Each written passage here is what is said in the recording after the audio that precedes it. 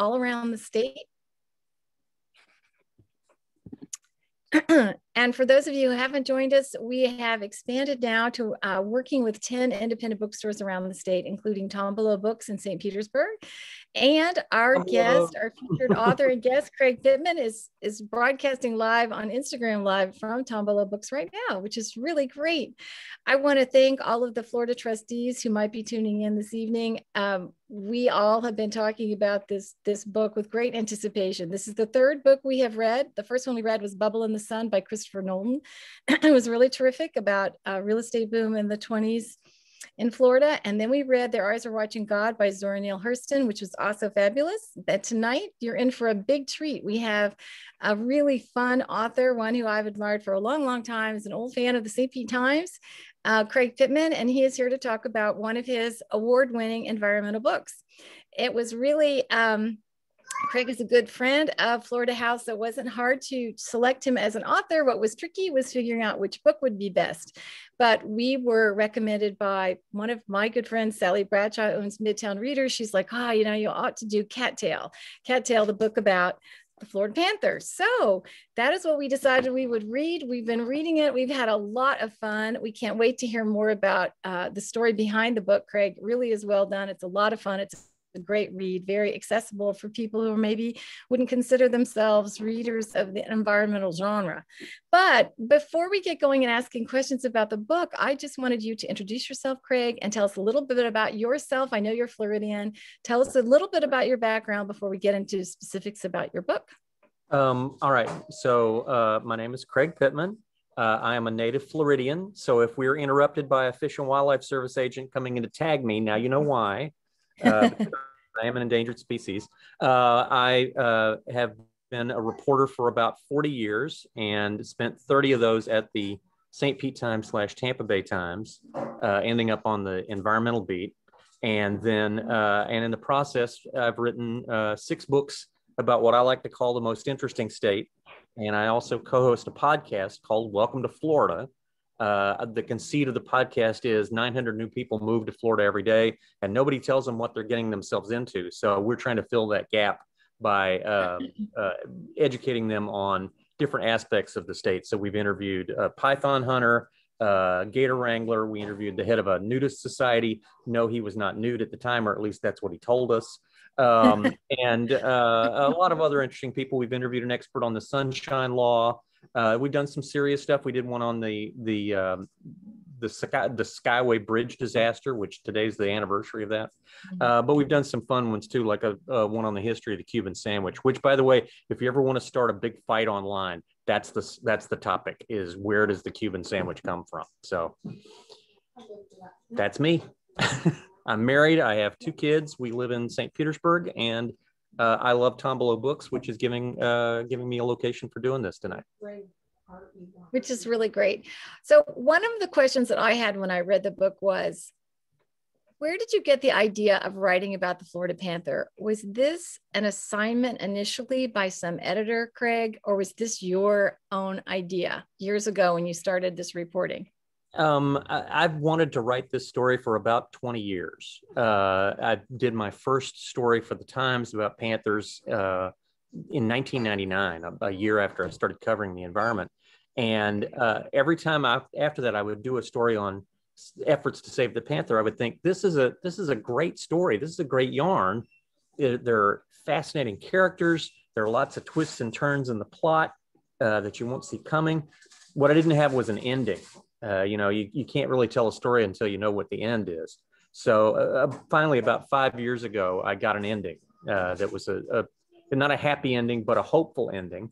And so I thought, okay, now I can finally write this story. And so at that point, sent out the book proposal, and several, as happened with my bestseller, Oh, Florida, had several publishers who said, no, nobody wants to read about Florida. And then, thank heavens, one said, yes, we think this will be a great idea. So.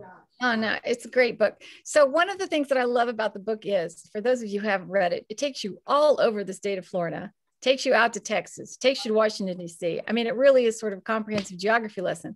But my question is, how did you go out to Texas yourself? Did you want to talk a little bit about the history? Can you give a like an elevator speech for how the Florida panther was saved from the endangerment? Sure. What floor do you want to go to? The Florida panther. This is what intrigued me. The Florida panther is our official state animal, and yet it nearly went extinct in the mid '90s. Florida school children picked it as our state animal in the 1980s. And they did that because a biologist was going around the state looking for panthers. And every time there would be a story about him looking for panthers, because they just weren't sure where they lived, there'd be a story about them and a picture of the panther, and it sort of caught the public imagination. So that's why when the state education department asked school children in all 67 counties to vote on what should be the state animal, they picked that over the gator, the manatee, et cetera. What they didn't realize at the time was that the panther's population was so small, it had dwindled down to the point where there was lots of problems with inbreeding and genetic defects. And not until there was a tragedy involving one particular panther did the state bring in a veterinarian to work with the biologists who were capturing panthers to put radio collars on them. And she immediately spotted the genetic defects, but then had trouble convincing her male bosses that she was right about this, that this was a problem.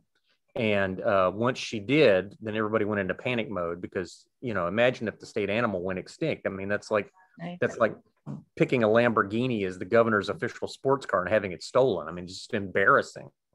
So they tried the stuff you would normally try. It didn't work. And so finally they had to do, they were forced, they had no other option to do this very desperate experiment of bringing in a close relative of the panther from Texas and hoping that they could somehow breed with the male panthers and refresh the genetics there. And I have to say the chapter about that decision and about the guy who was sent to Texas to capture the Texas cougars is both the low point in the narrative and also the funniest part of the book, because the hunter that they sent out there, Roy McBride, had this wild experience out there. I'm not gonna explain that except to say the words blindfolded mule and just leave it at that. And when Roy finished telling me the story, I was pretty much on the floor because I was laughing so hard. And I said, Roy, why haven't you ever told this before? And he said, nobody asked me. So there you go. Right. Well, you obviously, I kind of think that we owe Texas some gratitude in Florida, like we owe the French the saving of the American Revolution, Who knew? And sometimes there's this big Texas-Florida rivalry, and now we have to give them a little bit of credit because they saved our endangered state animal. But I wanted to ask. Roy's one of those fascinating characters that I mentioned too. I mean, because he pops up, I call him my Zelig. He pops up at crucial points in the narrative several times. I mean, when panthers were first put on the endangered species list, a lot of smart people in Florida government said, well, you're too late. There aren't any more. They're completely extinct. And that's in the early 70s. And the World Wildlife Fund hired Roy to come to Florida for the first time and look for panthers and see if there were any left. And he found one. And he found signs of a few others, but not a lot. But so he was in on it right from the start. And then he shows up all the way through the book. So I would think he would be one of the heroes of the story.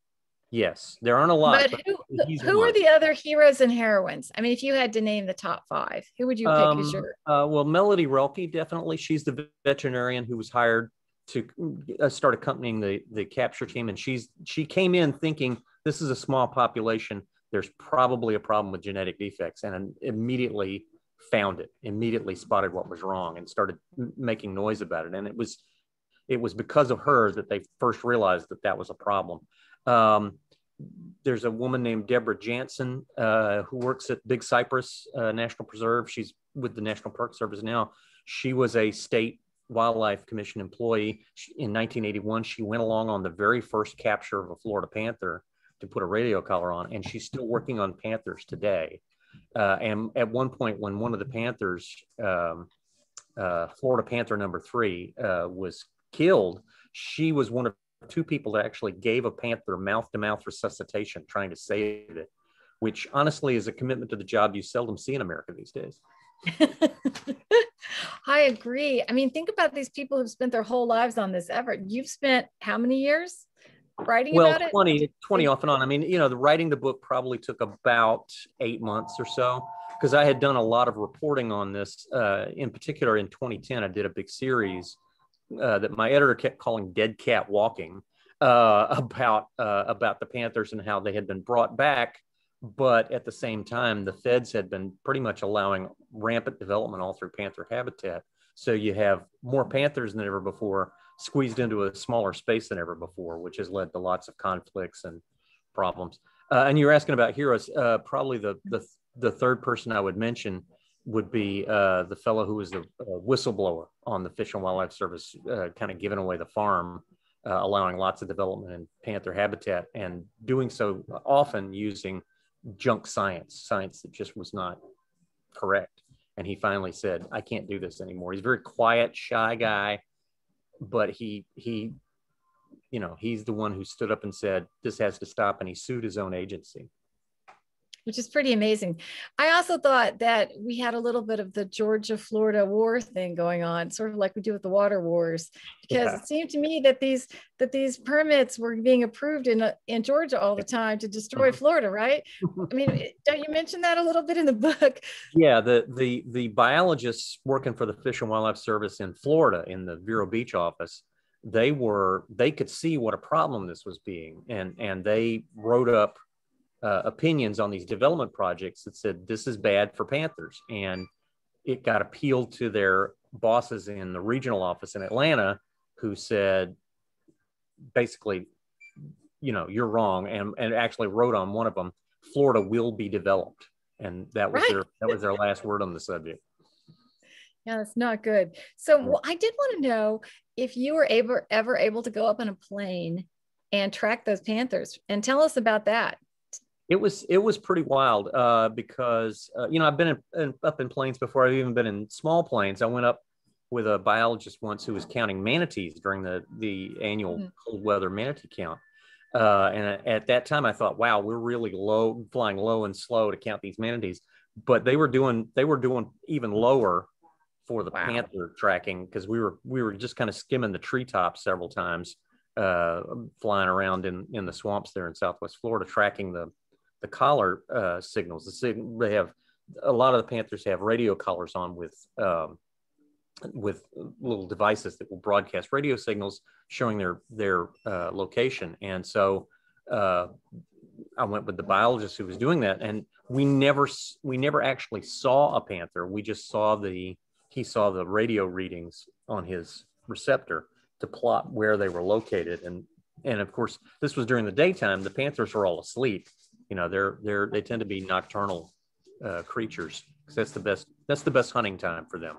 They can sneak up on stuff. What about later in the book? You talk about how they quit tagging every panther. At the beginning, they were really trying to tag everyone that was out there. So yeah, they wanted to. This was a new technique that had been pioneered out west, of putting radio collars on wide-ranging predators in order to figure out where they went and what they ate and that kind of thing.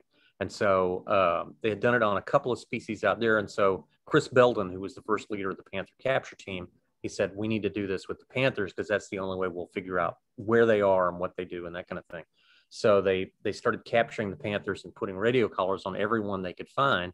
And initially he tried tracking them by truck, and that just didn't work, because he couldn't keep up. So they started doing it by airplane then. And after a while, I would say probably after about 25, 30 years of doing that, they figured, you know, the best way to do this now is to set up trail cameras that are triggered by motion. And that way they can see where they are and detect them when they're moving. And, you know, with the radio collars, they're generally picking up signals from when they're asleep and not moving. But the trail cameras are getting pictures of the panthers as they move, as they eat, as they mate. They actually got some pictures of panthers mating last year. So that's the way they're doing it now. The downside of that is they're not picking up what they call the mortality signal. If a panther dies out in the wilderness, they generally don't know about it now. Before, if it was a panther with a collar, if that collar doesn't move for a while, I think it's like a 36 hour period, the collar sends out a mortality signal saying this panther is dead and you need to come get it. they can't do that anymore. That's interesting. Yeah, but the trail cameras have picked up some interesting images. Carlton Ward Jr., who is the photographer who's been working on the Florida Wildlife Corridors project, he's found some amazing stuff using trail cameras that he's set out, and he's calling his project Path of the Panther. So that's been fascinating to look at. So we just got a question from the chat asking if the trail cameras are monitored live or if they're checked later. They're checked later. They're not monitored live. It would be a great idea if they could, but they don't have enough people to sit there like a bank security guard and see where the panthers are. But yeah. I was going to say that was another question we had. What is the effect of your book, you think? Do you think that your book has made your reporting for the Times Forever, from St. Pete and Tampa Bay Times? Do you think your reporting both in the newspaper, in Flamingo Magazine, and now your book has made a difference? And if so, how? I think anything you can do to promote awareness of this stuff is good. Someone told me I like panthers, but I had no idea how they wound up being saved and about all the political interference with that. And they found that to be really eye-opening. A lot of people told me, this came out initially in January 2020. So I had about 2 months to run around and promote it. And then the pandemic shut everything down. But a number of people have told me that it was a good pandemic read for them, because of that hopeful ending that I mentioned, that gave them some hope for the future for the Florida panther and for the whole idea of Florida wilderness. Because if you save panthers, that means you've saved wilderness for Florida and for our drinking supply and for us as humans, because humans need wilderness. We need some place that is not covered in concrete, that we can go to and, see what's still there. As far as making a difference in the development out there, I don't think that has been the case. I think I'd probably have to, chain myself to a bulldozer for that to happen. But and I'm not going to do that because I like eating regular. Sue Mullen, who's one of our trustees, she's actually president of the Jacksonville Trustees, and she is the chairman of the marketing committee. I'm really working with her on this book club. Oh, good. I think she and Liz came up with the idea, but I think she had done some research that the Florida Panther license plate is no longer as popular as it once was, and it's not bringing in the revenue that it used to. So do you know anything about that? Should we all be going out to get a Panther license plate? Yes, you should go out and get a Panther license plate, because this is Florida and we do things in a kind of a weird way. That's how we finance the research into panthers, is through the sale of the license plates on the cars and trucks that then go out and drive over the panthers. It's just a classic thing. It's like, oh, it would be like if we, used the money from boat licensing to pay for manatee research.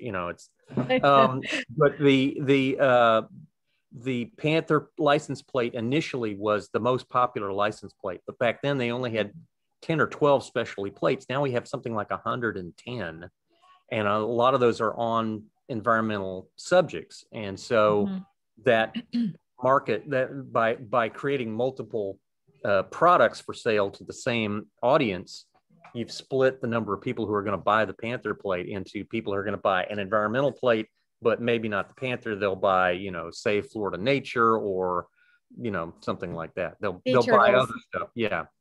Yeah, exactly. Okay. Well, I mean, I've never bought one of those plates, but after reading your book, I might just go buy a plate. Who knows? We're going to have to track to see if the plate sales have gone up and after your book has been out. So I want to ask you what you think about the future. Your book does have a hopeful ending. What are your thoughts about this? The book ends on a hopeful note, and I continue to be hopeful, although sometimes there are issues that come up. I write a weekly column for the Florida Phoenix now on environmental issues, and I had to do one recently on a Florida panther number 260 that had been hit by a car. And some folks came out from the State Wildlife Commission and anesthetized it and took it to the Naples Zoo for care. It spent about 2 weeks there, recovered. Fortunately, it hadn't broken any bones. And when they released it back into the wild at the Florida Panther National Wildlife Refuge, they were very excited to see that it started going from place to place using the wildlife underpasses that have been built. It's as if that one experience of being hit on a road said, okay, I'm never going on a road again. And so it started using that as a pathway to the point where the Florida Wildlife Federation did a documentary about living with wildlife. And they used Florida panther number 260 as an example of how we can coexist peacefully. Shortly thereafter, Florida panther 260 took up residence at a ranch and started eating the calves on the ranch. And the rancher, who was someone who had some political influence, started calling people in the government saying, come fix this because I'm losing money here. And the Fish and Wildlife Service actually said, we're going to either capture this panther and put it in captivity forever, or we're going to kill it. And so I wrote a column about that because I had gotten access to 400 emails that they had exchanged about this. And shortly thereafter, the Fish and Wildlife Service said, okay, we're going to put a pause on that plan because the panther has stopped at 10 calves, and has now moved on to one of the preserve areas and is back to eating deer. I do wish they'd spelled pause, P-A-W-S, but they did not. When the panther is battling development, eating its habitat on one side, and government agencies that are sort of kowtowing to a politically influential person and drawing a target on their back on the other side, it makes you a little nervous about their future. But a lot of the panther biologists strongly opposed this move and spoke up very strongly against it. And so I think as long as they have good advocates for them, for their continuing future, the panthers will continue to, be out there representing for Florida. So one of the other questions I have is, there you go. So one of the things I wanted to know is, in general, what can we do as Floridians, besides reading your book and getting a license plate? What can we do to help the conservation effort specifically? Are there specific entities with which we should be donating? I'd love to know your thoughts about that. There are generally the Florida environmental groups are in two camps. On one side are the ones who will absolutely draw the line and say this far and no farther, and go to court to fight stuff. And they have a mixed record of winning and losing. On the other side are the folks who will cut a deal with the developers and with the government and say, this is the best we can do. We've learned that because when we try and fight, then we lose. And so, but they're often blasted for being compromisers. And sometimes the stuff they get isn't what they thought they got. That's why generally I recommend people who are interested in helping panthers spend their money on buying panther license plates. The other thing I recommend, though, is pay attention to what's going on around you. I mean, a lot of this stuff starts with a proposed zoning change. There's a zoning rule in place to protect this area as rural or groundwater recharge or something like that. And a developer comes in and puts in for a zoning change because this person wants to build, 100 townhomes or, a mixed use development or something like that. So when you see that zoning change pop up, that's the time to jump up and say, wait a minute, we had a plan in place that would have protected this land. Why are you willing to change that just for a little bit of money? And that's where you need to sort of start making your stand on this stuff. It's interesting. We're seeing that more and more these days in Florida. I saw a story just the other day out of Polk County, which is not necessarily a place I would expect this to happen, where the Polk County Commission voted down a proposed development. And they did so because one of the commissioners said, this development is just too out there. And his argument was it was going to be in a rural area and it would completely change the character of this rural area where there's lots of wildlife, and that therefore, since it was not a compatible use, it should not be allowed. And the developer tried all kinds of arguments saying, well, we didn't see any gopher tortoises out there. We didn't see any bald eagles, but the neighbors are all very united against it. And it convinced 4 of the 5 commissioners to vote the thing. That's impressive. Yeah. That is terrific. So I read recently, those are not a bunch of tree huggers in Polk County, let me tell you. Well, I read in the Wall Street Journal that California is going to do one of these overpasses to protect wildlife. And I know we I have wrote a story about that for a magazine. It's an amazing project. It's the largest wildlife crossing in the world. So what I wanted to know is, was Florida one of the first states to do this, or is this explain, do you know about the nationwide effort, like where this whole concept started? It didn't start in Florida. It started elsewhere, but Florida, I think, has kind of really begun to rely on this because so many of our different wildlife species have wound up as roadkill that they're actually putting on a roadkill art show in Pensacola this week. Oh my God. I know. Andy Marlette, who's the editorial cartoonist up there and does a column, he wrote, this is the Florida man of art shows. The underpass idea in Florida was very controversial when they first started it. And the Florida DOT didn't want to do it. They said, this is not going to work. There's no way you can make panthers take this underpass. And the biologist said, yes, we can do that as long as we build fencing that funnels them into the wildlife underpass, then they will use that wildlife underpass as a way to cross, as opposed to trying to cross on the road. And just to prove the point, once they convinced the DOT to build the first one for like $1.4 million, they set up a trap camera in there, a motion sensor camera. And sure enough, it detected panthers using the underpass, and not just panthers, but also bears, otters, skunks, raccoons, and, this being Florida, one guy in a monkey suit.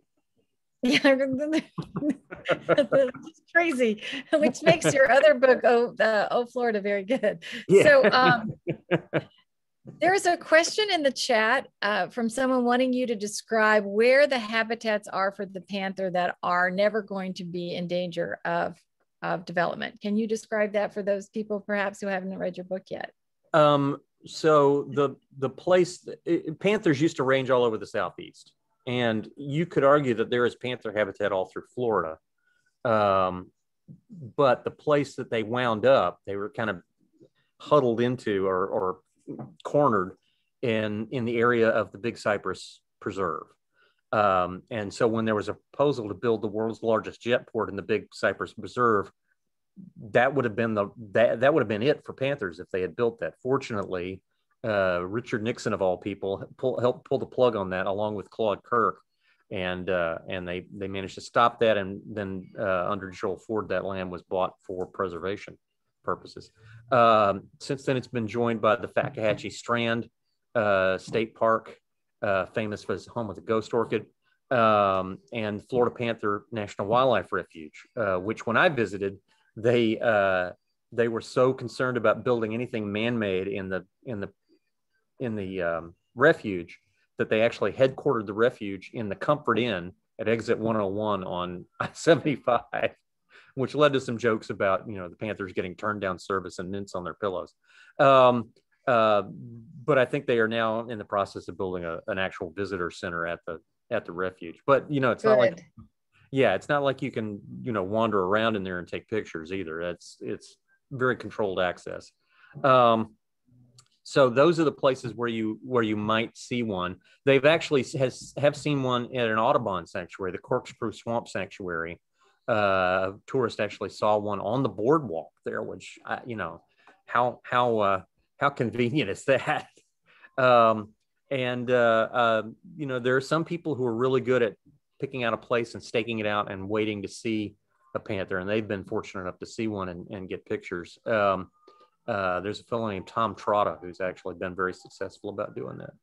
Cool. There was another question in the chat asking about what the biologists would like to see as the magic number of panthers to ensure their success as a species. That's a good question. The official recovery plan for panthers says in order for them to be completely taken off the endangered list, not just threatened, but I mean completely off, there needs to be 3 different populations of 230 panthers each. And we don't have that yet, right? No, we don't even have that with the first one yet. But we're doing better than we were. In 1995, there were maybe 20 or 30 of them left. And now there are roughly 200 out there wandering around in the wilderness. So we're getting there. We're not there yet, but we are getting there. So And do you think there yeah. should be a movement to put collars back on, Craig, so they have a better count? I'm of two minds about that. On the one hand, it certainly would provide a lot more information. On the other hand, as the guy I interviewed about that, the guy who I accompanied on the plane said, the way they had to put the collars on them was very sort of disturbing to the animals. They had to chase them down with dogs, shoot them with a tranquilizer gun, knock them out, and then they'd wake up and they'd have bling on.